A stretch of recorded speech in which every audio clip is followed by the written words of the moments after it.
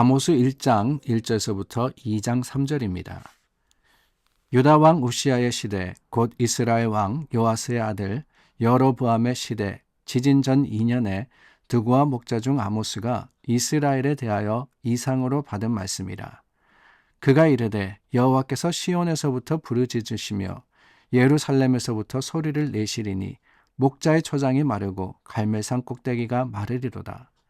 여호와께서 이와 같이 말씀하시되 다메섹의 서너 가지 죄로 말미암아 내가 그 벌을 돌이키지 아니하리니 이는 그들이 철 타작기로 타작하듯 길르앗을 압박하였음이라.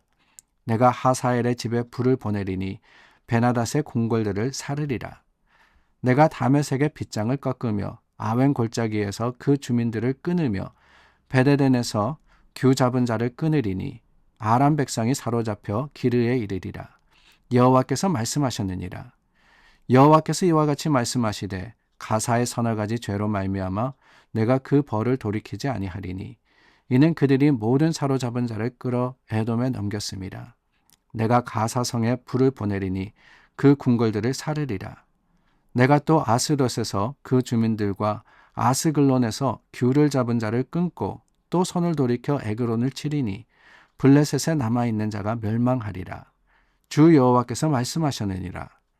여호와께서 이와 같이 말씀하시되 두로의 서너 가지 죄로 말미암아 내가 그 벌을 돌이키지 아니하리니 이는 그들이 그 형제의 계약을 기억하지 아니하고 모든 사로잡은 자를 에돔에 넘겼습니다. 내가 두로성에 불을 보내리니 그 궁궐들을 사르리라. 여호와께서 이와 같이 말씀하시되 에돔의 서너 가지 죄로 말미암아 내가 그 벌을 돌이키지 아니하리니 이는 그가 칼로 그의 형제를 쫓아가며 긍휼을 버리며 항상 맹렬히 화를 내며 분을 끊없이 품었음이라. 내가 대만에 불을 보내리니 보스라의 궁궐들을 사르리라.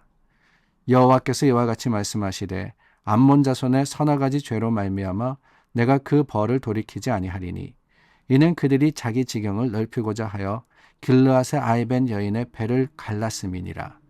내가 랍바성에 불을 놓아 그 궁궐들을 사르되 전쟁의 날에 외침과 회오리 바람의 날에 폭풍으로 할 것이며 그들의 왕은 그 지도자들과 함께 사로잡혀 가리라.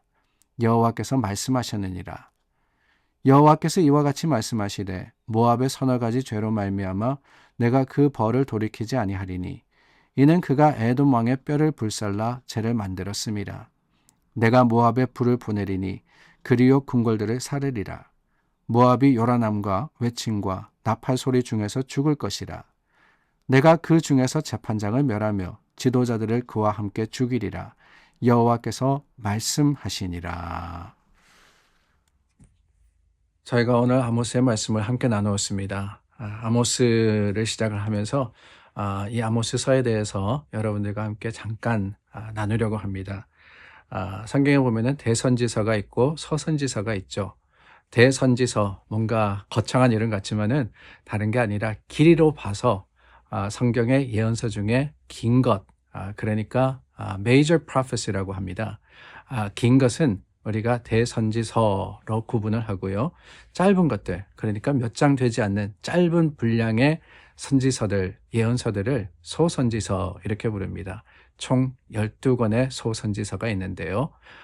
그 소선지서를 읽어보면은 그 첫 부분에 이 선지서가, 예언서가 또 하나님께서 부르신 그 예언자가 언제 활동을 했는지 기록된 책도 있고 그렇지 않은 책도 있습니다.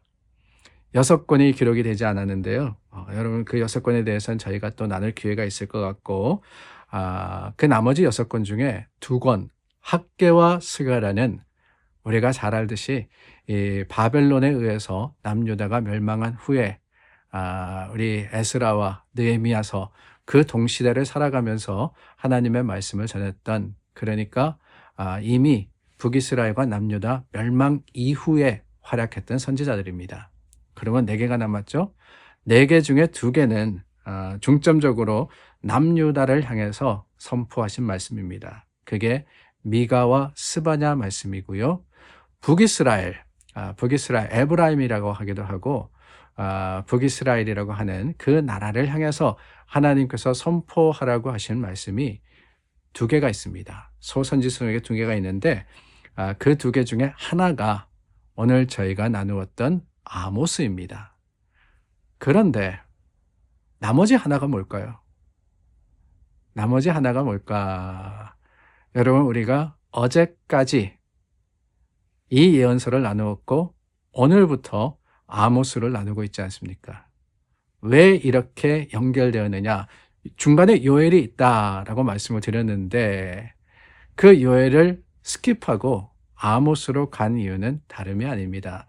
호세아와 그리고 아모스가 동일하게 북이스라엘을 향해서 그 북이스라엘에서 활약을 하면서 선포한 선지자들이기 때문에 그렇습니다.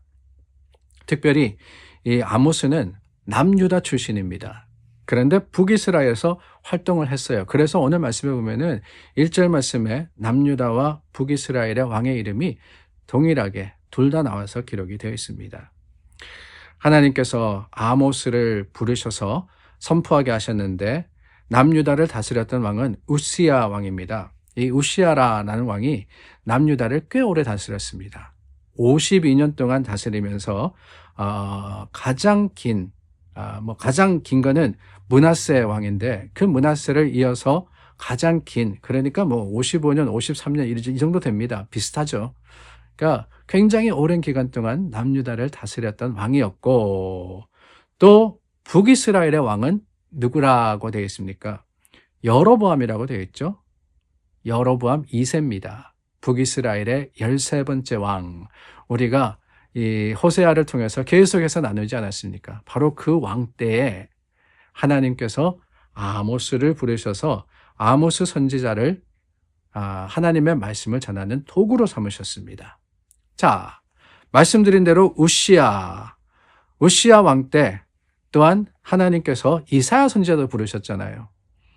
우시야 왕이 굉장히 오랫동안 다스리고 남유다가 오랫동안 다스렸다라고 하는 말은 다르게 표현하면 그만큼 강성하고 안정되었다라는 의미가 있습니다.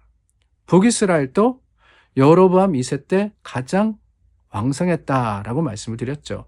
그러니까 남유다와 북이스라엘이 동일하게 강국을 이루었을 때 하나님께서는 오히려 이 선지자들을 보내셔서 선포하게 하시는 겁니다. 무엇을요? 우리가 이 아모스 선지자를 통해서 그 말씀을 계속해서 나누겠지만은 나라는 강성했습니다. 잘 나갔습니다. 그런데 문제가 뭐냐? 영적으로 무너질 대로 무너진 사회를 살아가고 있더라라고 하는 거예요.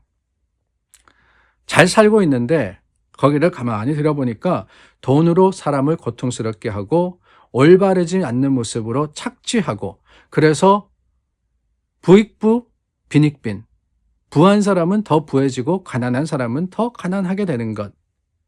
그래서 아모스의 핵심 구절이 있지 않습니까? 5장 24절 말씀을 보니까 오직 정의를 물같이 공의를 마르지 않는 강같이 흐르게 할지니라 라고 하셨습니다. 정의와 공의가 사라진 때를 그들이 살고 있더라라고 하는 거예요. 정의와 공의 비슷한 말입니다.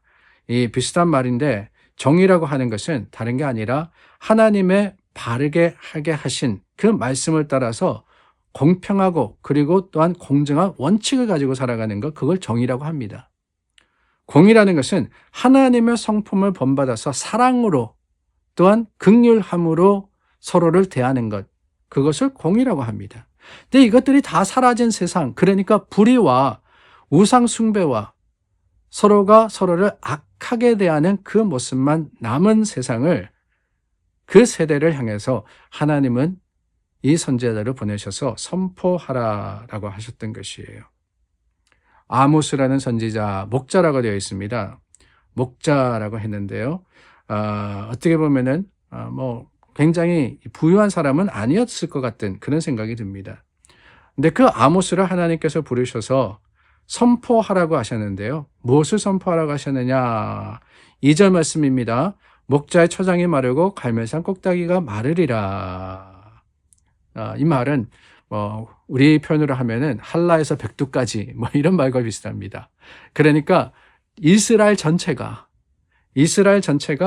하나님의 징계를 받아서 가난하게 될 것이다 라고 하셨던 거예요. 말씀드렸죠? 그 당대는 가장 풍성한 때였다고. 그러나 하나님은 말씀하시는 거예요. 세상적으로 얻은 것이 중요한 게 아니라, 세상적으로 누리고 가지고 있는 것이 문제가 아니라, 뭐가 문제냐? 하나님의 말씀대로 정의와 공의를 행하지 않을 때 이 모든 것들을 빼앗을 것이다. 하나님이 그것을 다 제거하실 것이다 라고 하시는 겁니다. 여러분, 오늘 우리에게 주시는 말씀, 이 말씀 속에서 우리의 삶의 모습도 바라볼 수 있기를 원합니다. 우리는 말씀대로 살아가고 있느냐? 아니, 어쩌면은 그때 우시아와 그리고 이 여로보암의 때 그 풍성함이 오늘날 우리가 살아가고 있는 세상의 모습과 비슷하지 않나라는 생각이 들어요. 이 세상을 살아가면서 하나님이 찾으시는 것은 더 많은 것을 가지거나 더 많은 것을 이루는 것이 아니라 정의와 공의로 행하는 것임을 다시 한번 기억하고 오늘 우리의 삶을 말씀에 비추어서 살펴보는 귀한 하루가 될 수 있기를 바랍니다. 기도하겠습니다. 참 좋으신 하나님 감사합니다. 하나님의 말씀 속에 주님의 긍휼하신 사랑을 다시 한번 기대합니다. 말씀대로 살게 하시고 그 말씀의 지혜를 쫓아 행하는 자들이 되게 하여 주시옵소서. 예수님의 이름으로 기도드립니다. 아멘. 하나님의 말씀으로 오늘 하루를 살아가는 저와 여러분 될 수 있기를 바랍니다. 기도하겠습니다.